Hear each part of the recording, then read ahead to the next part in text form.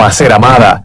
Pero antes, creo que debemos analizar la manera en que amamos a otros, y hacerlo a través de la palabra de Dios. Desde el libro de Gálatas, capítulo 5. Hoy, el pastor Adrián Rogers, en la voz del pastor Lenín de Llanón, comienza el estudio bíblico Cómo amar y ser amado. Busque la epístola a los Gálatas, capítulo 5. Hoy quiero hablar del tema Cómo amar y ser amado.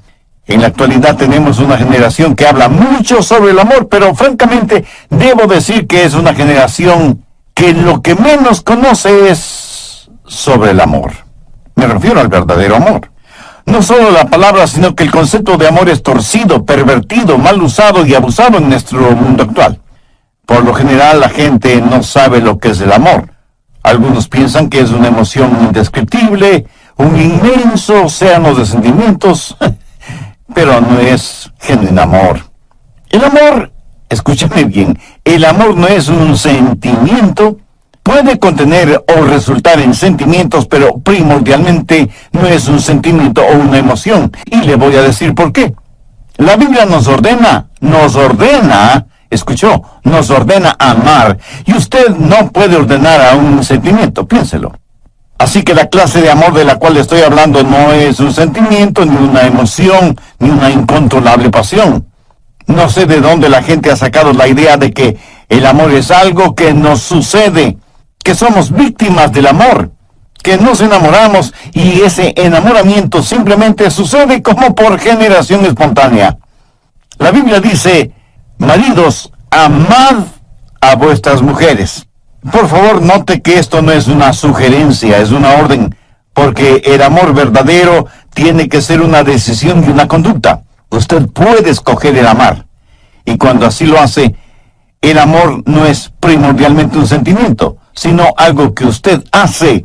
La razón por la cual estamos tan confundidos en este mundo y en este asunto es que usamos una sola palabra para el amor.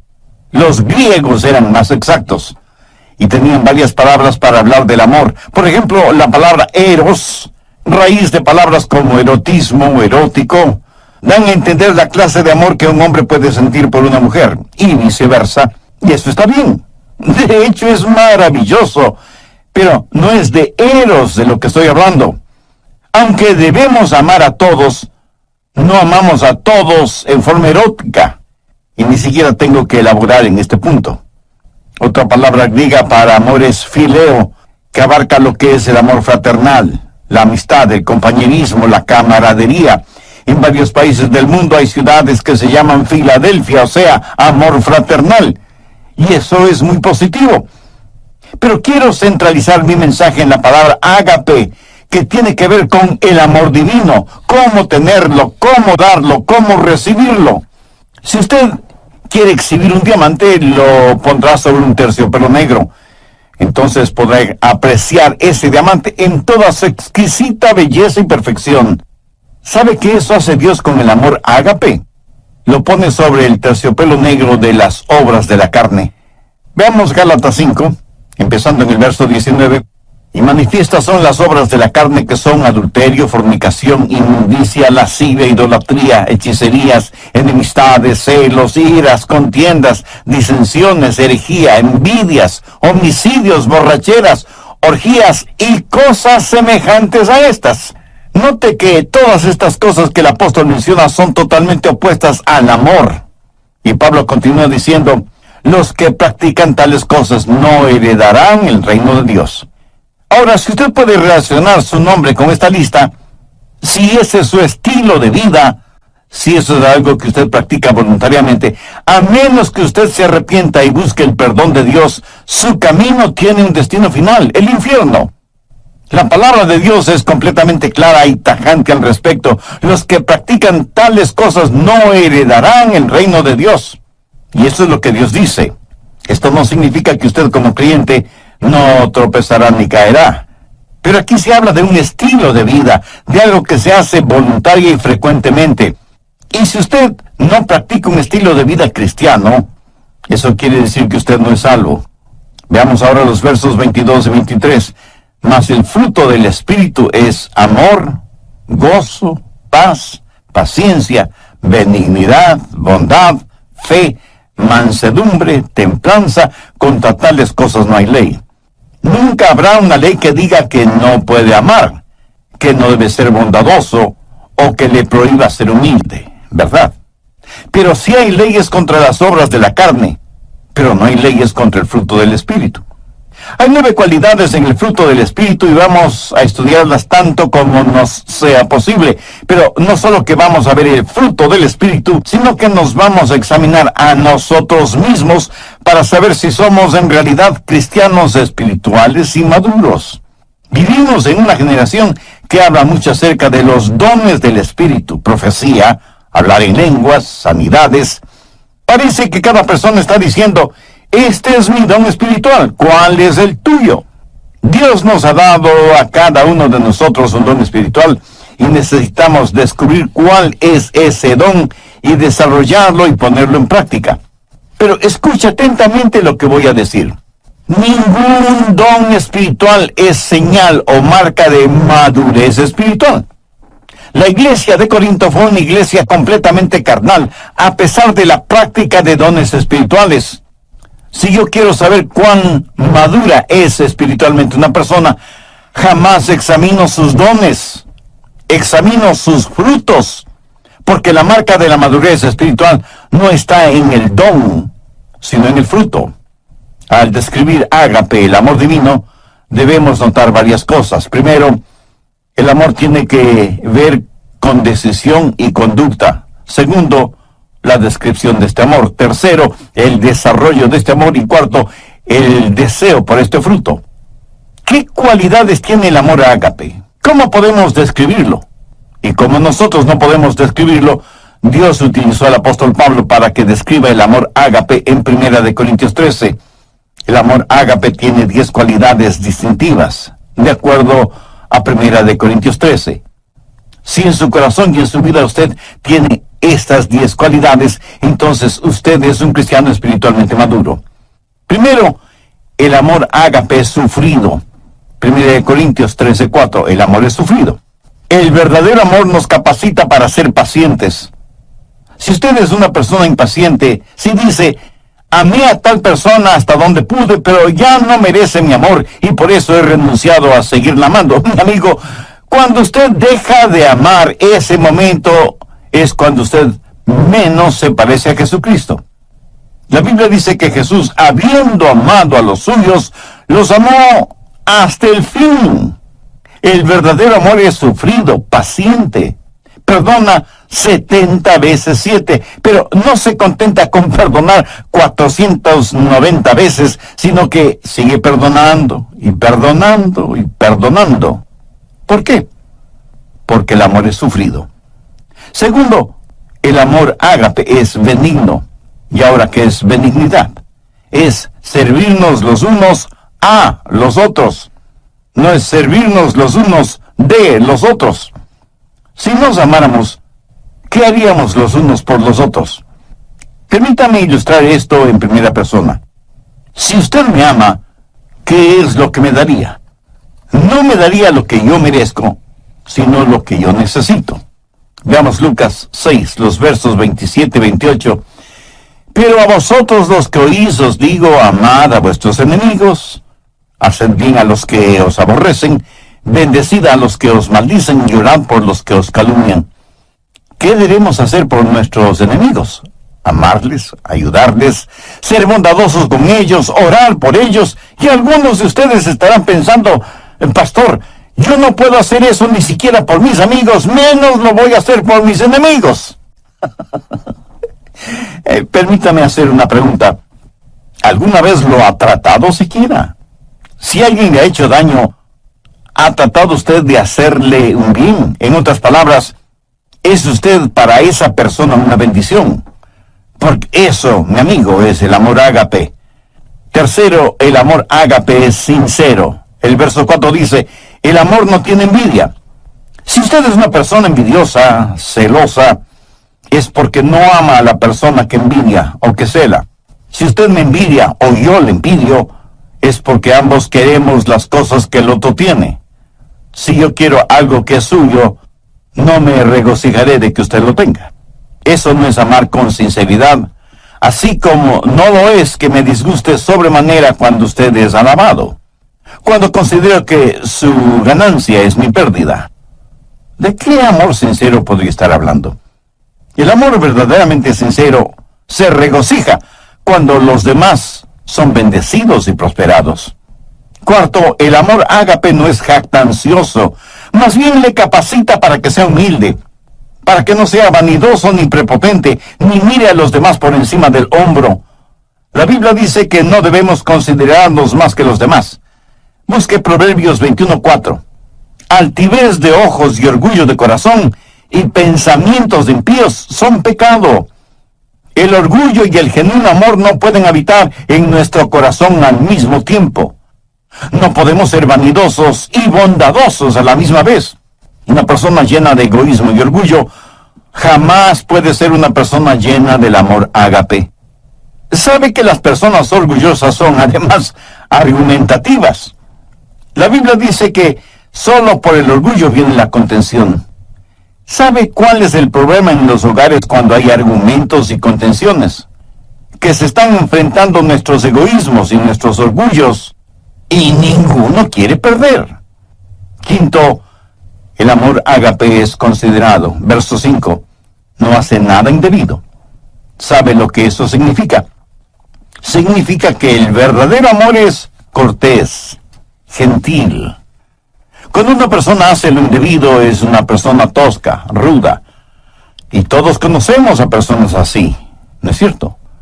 Empujan para pasar, nunca piden permiso ni disculpas, se meten a la fuerza, desconocen las palabras por favor y muchas gracias. Lo triste y lamentable es que hay muchos cristianos que son así. ¿Qué es la cortesía?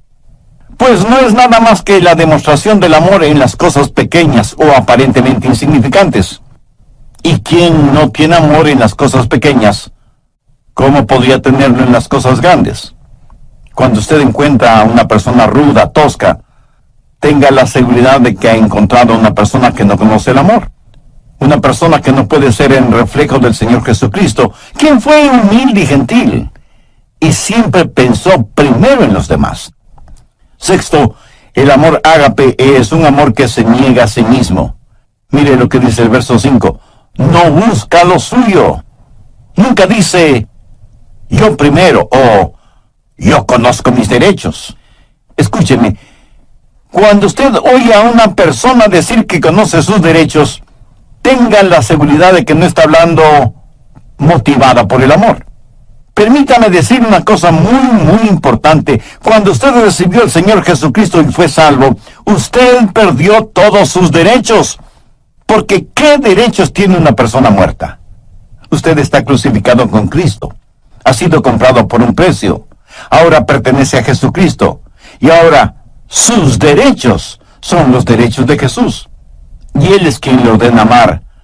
Usted ya no puede buscar lo suyo. Debe procurar el honor y la gloria para Jesús y el bienestar de los demás. Ese es el genuino amor que no busca lo suyo.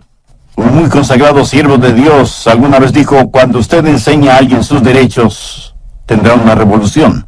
Cuando usted enseña a la gente sus responsabilidades, tendrá un avivamiento. Muy bien dicho, ¿no le parece? Cuando dejemos de pensar en nuestros derechos y comencemos a pensar en nuestras responsabilidades, cuando dejemos de buscar solo lo nuestro y comencemos a ser de bendición para los otros, le aseguro que las cosas cambiarán en el mundo. Séptimo, el amor ágape es un amor sereno. Dice la Biblia que el amor no se irrita. ¿Conoce usted a personas que son como fósforo y que se encienden con el menor roce?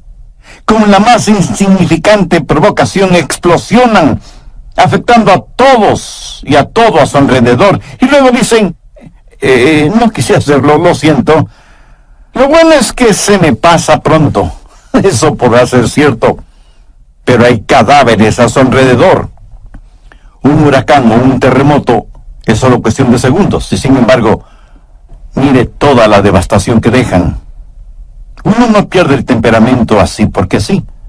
Si usted explota de esa manera es porque en su interior, en su corazón, no existe el amor de Dios. Si quiere saber con qué está lleno, vea qué es lo que sale de usted cuando es provocado. Una de las manchas en la vida de muchos cristianos es precisamente un temperamento irascible. El verdadero amor es sereno. No se lo puede provocar con facilidad, y cuando es provocado, sabe responder con mansedumbre y con humildad. Octavo, el amor ágape es un amor sacrificial. ¿Qué quiere decir un amor sacrificial? Note las tres palabras finales del verso 5. No guarda rencor. O sea, no va acumulando las faltas de otros. El amor ágape tiene la capacidad de perdonar y olvidar. Pero eso, mi amigo, eso cuesta. En algún programa anterior dije que no puede haber perdón sin que alguien pague el precio. Por ejemplo, si usted me debe $100 y yo le perdono esa deuda, el perdonarle me costó $100. ¿Lo entiende? Muchos de nosotros somos magníficos amanuenses y mantenemos una detallada lista de lo malo que los otros nos han hecho. Y no solo somos amanuenses, sino también buenos contadores. Y en nuestro libro de contabilidad anotamos minuciosamente lo que los otros nos deben. Y no estoy hablando necesariamente de dinero. Tenemos necesidad de aprender a perdonar y olvidar, sabiendo que hay un precio que pagar y un dolor que experimentar. El precio y el dolor lo pagó y lo sintió Cristo en la cruz del Calvario. Es la máxima demostración del amor sacrificial. ¿Ha aceptado usted el amor sacrificial de Cristo? Recuerde que nadie puede dar lo que no tiene. Si usted no tiene amor en su corazón, no podrá dar amor a nadie. Dios le ama y quiere salvarle. Jesús murió en la cruz para pagar la deuda de sus pecados. Si usted desea ser salvo ahora mismo, humíllese delante de Dios. Confíe. Irving Ravelo, gracias por su sintonía al programa de hoy. Sea bienvenido y bienvenida a El Amor que Vale. Por favor, mantenga su Biblia abierta en Gálatas 5, porque hoy continúa el estudio Cómo amar y ser amados. Ahora les presento al doctor Adrián Rogers en la voz del pastor Lenín de Llanón. Desde el programa anterior comenzamos a estudiar lo relacionado con el fruto del Espíritu, teniendo como base bíblica Gálatas 5, versos 22 y 23, y hemos visto 8 de las 10 características de ese fruto. Primero, el amor es sufrido. Segundo, es benigno. Tercero, es sincero.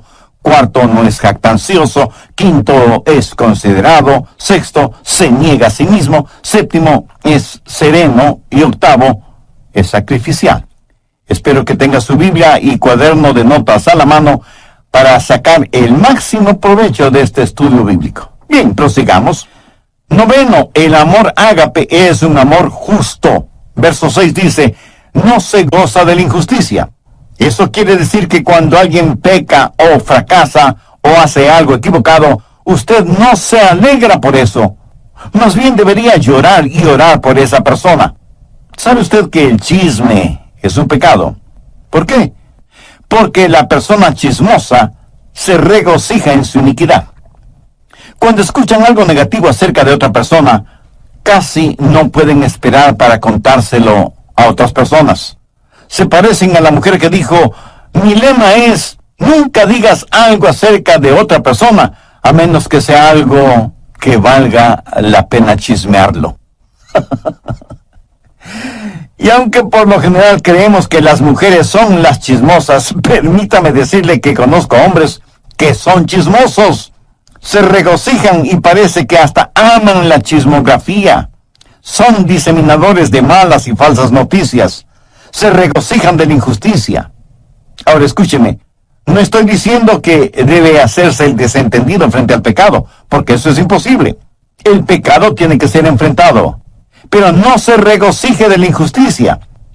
Y antes de que usted diga algo negativo de otra persona, hágase las siguientes preguntas. Primera, ¿sé que eso es verdad? Segunda, aun si fuera verdad, ¿es necesario que lo diga? Tercera, y si lo digo, ¿cuál es mi verdadera motivación al decirlo? El amor ágape no se goza de la injusticia. La Biblia no habla de un amor ágape chapucero que simplemente ignora el pecado. No habla de un amor que siente cierta pena por la otra persona. Cuando usted sabe que otra persona está emocionalmente herida, cuando escucha que otra persona ha fracasado, ¿cómo reacciona? Hace poco conocí a un hombre que al saber del pecado de uno de sus amigos, cayó de rodillas, puso su rostro en el suelo y lloró intensamente por su amigo que había caído en pecado. Eso es empatía, no solamente simpatía. Eso es el tener el corazón quebrantado por el pecado de otros. 10, el amor ágape es un amor sufriente. Verso 7. Todo lo sufre, todo lo cree, todo lo espera, todo lo soporta. Esto de ninguna manera significa que el amor ágape se lo cree todo. Más bien quiere decir que el verdadero amor lo puede enfrentar todo, que no hay límites para su fe. Pero cuando usted ama, hay una carga que debe llevar, y desde ese punto de vista es un amor sufriente. La gente quiere saber por qué los seres humanos sufren. Algunos porque han perdido su fe en Dios. Dicen, ¿por qué Dios permite que los humanos sufran? Si Él es un Dios que todo lo sabe y todo lo puede, ¿por qué no detiene o elimina el sufrimiento? Escúcheme, Él pudo haberlo hecho. ¿Sabe cómo? Pues no creando a los seres humanos, o creándolos sin libre albedrío. Pudo habernos hecho robots, como una máquina tecnológica. Pero hubiera significado no tener ningún compañerismo con nosotros. Porque, verá, cuando Dios nos creó, corrió un divino riesgo. Él sabía lo que nosotros le íbamos a costar. Exactamente lo que sucede con padres que procrean hijos. ¿O usted cree que esto de tener hijos es como comerse un pastelito de manzana? Mi amigo, tener hijos cuesta no solo en términos monetarios, sino también espirituales y emocionales. Y aunque usted no lo crea, de una u otra forma, nuestros hijos nos romperán el corazón. Dios sabía lo que iba a costar cuando nos creó y nos dio la capacidad de elegir. Y elegimos pecar. Cuando nos dio la capacidad de decir sí, también nos dio la capacidad de decir no. Para que un ser humano escoja a Dios, debe querer escoger a Dios. ¿Lo entiende? Dios nos dio ese libre albedrío, nos hizo de esa manera, pero al mismo tiempo Dios sabía que iba a sufrir. Cuando Dios escogió amar, escogió también el sufrir. Y alguien me preguntará, Pastor, ¿puede Dios sufrir? Permítame responder con una pregunta. ¿Sufre usted como padre cuando su hijo hace algo equivocado? Piénselo bien antes de contestar. La historia del hijo pródigo en el capítulo 15 de Lucas enseña que cuando un padre terrenal tiene un hijo rebelde, sufre. De la misma manera, cuando nosotros hacemos algo equivocado, nuestro Padre Celestial sufre. En Efesios 4:30 leemos, no contristéis al Santo Espíritu de Dios. ¿Lo ve? Nosotros podemos contristar al Santo Espíritu de Dios. Un aparato electrodoméstico, cuando se daña, le puede molestar. Pero solo sus hijos le pueden contristar, entristecer. Aunque muchos de ustedes a lo mejor ven este punto al revés. Pregunto, ¿puede alguna parte de nuestro cuerpo dolernos sin que nuestra cabeza lo sepa? ¿Quién es la cabeza de la iglesia? El Señor Jesucristo. Cuando su cuerpo, o sea, la iglesia, sufre, no sufre el Señor Jesucristo. Cuando Pablo se encontró con Jesús en el camino a Damasco, ¿qué le dijo Jesús? Saulo, Saulo, ¿por qué me persigues? La respuesta de Pablo, si el asunto no fuera tan serio, sería casi infantil. Le dijo que no le perseguía a él, a Jesús, sino a los cristianos. Escúcheme, cuando usted persigue al cuerpo, también persigue la cabeza. Cuando el cuerpo sufre, la cabeza sufre, y Jesús fue perseguido. Cuando una novia es infiel, impura, y no le presta ninguna atención al novio, ¿cree usted que el novio sufrirá? Le puedo asegurar que sí. ¿Quién es la novia? La iglesia. ¿Quién es el novio? El Señor Jesús. Cuando la novia sufre, el novio sufre también. Y cuando el novio decide amar a la novia, también decide sufrir. Y algunos dirán, pero Dios es Dios.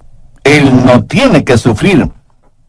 Ciertamente, Él no tiene que sufrir, pero Él escogió sufrir. ¿Por qué? Déjeme ilustrar este punto. Suponga que usted y su cónyuge van a tomar las vacaciones soñadas toda una vida. ¿Será su segunda luna de miel en una de las islas de Hawái? Suponga que alguien les ha provisto un precioso condominio en la isla, a la orilla de una fabulosa playa, pero asimismo suponga que no tienen suficiente dinero para hacer todo lo que quieren hacer. Pero ya están ahí, dispuestos a disfrutar a plenitud del sol, la playa, el mar, las palmeras, la música y la deliciosa comida. Suponga que más o menos a las 6 horas de estar en la isla, en el continente, uno de sus nietos es golpeado por un automóvil y las preguntas surgen de inmediato. Debemos llamar a los abuelos para avisarles. Debemos interrumpir sus tan anheladas vacaciones. Ahora, ¿cuántos abuelitos y abuelitas que me están escuchando dirían, prefiero no saber nada y que me dejen disfrutar de mis vacaciones? ¿Cuántos tendrían la actitud de, si algo malo sucede, sea lo que sea, no queremos saberlo? No queremos que nada arruine nuestras vacaciones. Le puedo asegurar que antes de viajar rumbo a Hawái, usted habrá dicho a sus hijos y demás familiares, si algo sucede, llámenos de inmediato. Si algo podemos hacer desde allá, lo haremos. Y si no, regresaremos en el próximo vuelo. Eso es lo que hace el amor sacrificial.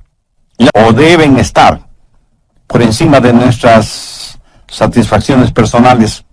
Porque cuando usted se preocupa de las necesidades de los demás, sentirá una satisfacción personal indescriptible. Tercero, el desarrollo de este amor. Busque Gálatas 5:19. Habla de las obras de la carne. Las obras de la carne son naturales. Las obras del Espíritu son sobrenaturales. Las obras de la carne es lo que hace el pecado en nosotros. El fruto del Espíritu es lo que Dios hace por medio de nosotros. Y esta clase de amor no la podemos producir por nosotros mismos, pero es la clase de amor que debemos llevar. En Juan 15:5 leemos que Jesús dijo, yo soy la vid, vosotros los pámpanos, separados de mí nada podéis hacer. Note que Jesús no dice que nosotros produciremos esta clase de amor. Romanos 5:5 es un versículo muy interesante, porque el amor de Dios ha sido derramado en nuestros corazones por el Espíritu Santo que nos fue dado. ¿Lo ve?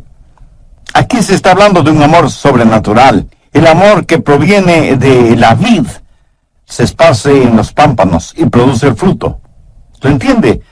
Usted no produce el fruto, solamente lo lleva. Yo nací y fui criado en la Florida, tierra de frutos cítricos por excelencia. En casa teníamos árboles ornamentales de naranjas agrias. El fruto era imposible para el paladar, pero los árboles eran hermosos. Y se necesita mucha paciencia y mucho trabajo para lograr que al fin esos árboles de naranjas agrias produzcan naranjas dulces. Ahora suponga que usted tiene un árbol de naranjas agrias, pero quiere que dé naranjas dulces. ¿Qué puede hacer? Bueno, podría podar el árbol. ¿Piensa que eso es suficiente para tener naranjas dulces? No. Entonces se le ocurre una idea genial. Va a trasplantar el árbol, lo va a trasplantar de un lado del terreno al otro lado. Como aplicación diré que muchos trasplantan el árbol de sus vidas de una iglesia a otra iglesia, pero siguen siendo cristianos agrios. Y el cambiar de membresía es como cambiar un cadáver de una tumba a otra. Perdonen esta comparación, así un poco esquelética. Como el cambiar el árbol de naranjas agrias de un lugar a otro no produce naranjas dulces, ¿qué más puede hacer? Bueno, pues ponerle nueva tierra, con bastante abono orgánico, no químico, cuidar el nivel de humedad de la tierra, que no le falta agua ni fertilizantes, y por último, cambiarle de nombre. Ya no se llamará árbol de naranjas agrias, sino árbol de naranjas dulces. Y para ayudarle al árbol a que produzca naranjas dulces, usted amarra en sus ramas varias deliciosas y dulces naranjas, esperando que esas ricas naranjas motiven al árbol a dar naranjas dulces. Y muchos de ustedes me dirán con toda razón que nadie, por ignorante que sea en cuestión de árboles frutales,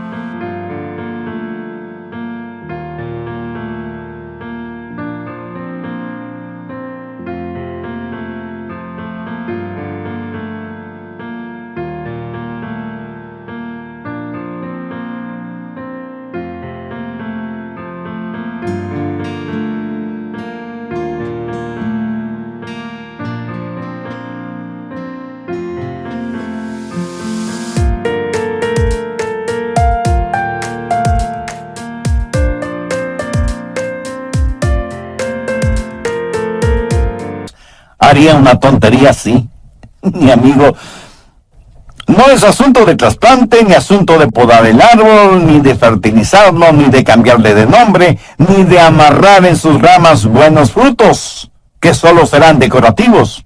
Es la naturaleza del árbol la que debe ser cambiada. Cuando ese árbol sea injertado en un árbol bueno, la naturaleza de ese árbol será cambiada, porque recibirá una naturaleza que no es la suya propia, pero tendrá que aprender a llevar el fruto de su nueva naturaleza. La Biblia dice que cuando somos salvos, somos participantes de la naturaleza divina. La naturaleza de Dios viene a nosotros.